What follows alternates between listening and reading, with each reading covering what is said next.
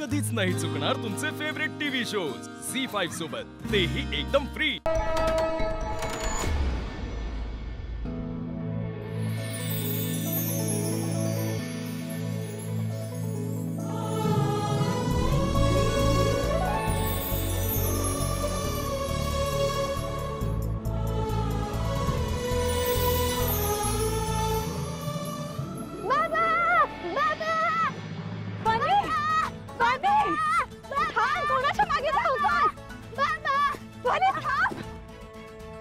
काय धावतोस? आई बाबा बाबा फोटोतले बाबा बने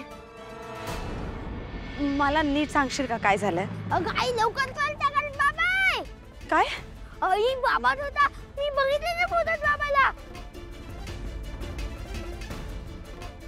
बनी बाळा गाडी गेली निघून।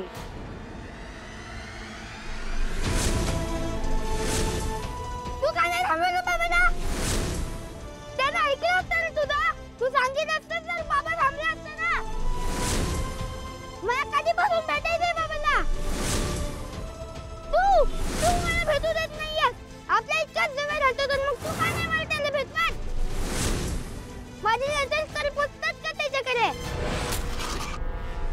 तू का नाही थांबला आई? आई बाबा कुठे गेला आपल्याला सोडून? बनी तू माझ्या बाबाला माझ्यापासून का लांब ठेवलंय? आई सांग ना सांग.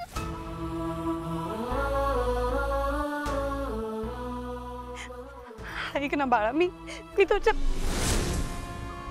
तुझ्या सगळ्या प्रश्नांची उत्तर देईन बाळा, पण नंतर देईन। आता तुला शाळेत जायचं की नाही? चल मी तुला सोडते, आपण रिक्षा बघूयात। ये ए बनी, काय झालं? असा रस्त्यावर का उभा आहे? तुला शाळेत नाही यायचंय का? परीक्षेचा टाइम होतोय, चल लवकर। यायचंय? थांब एक मिनिट, तुझ्या बरोबरच येतो। बनी मी सोडते ना बाळा, मी तुला रोज सोडते की नाही? चल आपण सोबत जाऊया। हां तू रोज माझ्याशी खोटं बोलतेस। मला तर तुझ्याशी बोलायचंच नाहीये। तू मुद्दाम लांब ठेवलीस माझ्या बाबापासून। तसं नाही बाळा।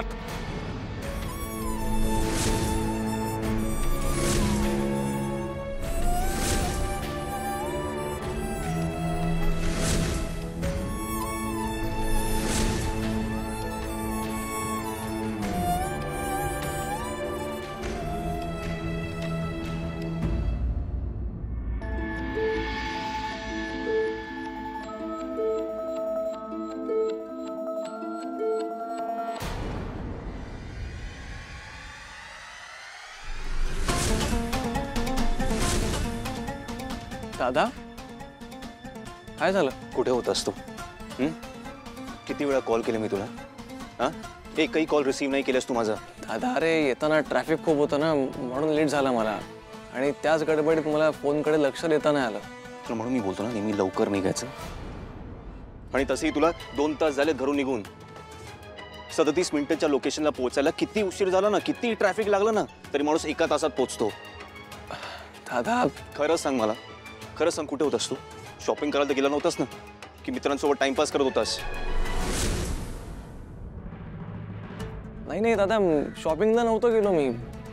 शॉपिंगला जायचं असतं तर मी सांगून गेलो असतो ना, आणि मित्रांसोबत टाइमपास करायचा असताच तर आपल्याच घरी गेलं असतं मी। तुम्हा सगळ्यांना तर माझे मित्र माहिती आहेत ना, तर तुला नीट माहिती आहे की तुझ्या पर्सनल लाईफमध्ये कधी इंटरफेअर करत नाही, पण या सगळ्या गोष्टींचा परिणाम आपल्या कामावरती होता कामा नये। झी5 ॲप डाउनलोड करा आणि पहा सर्व एपिसोड्स एकदम फ्री।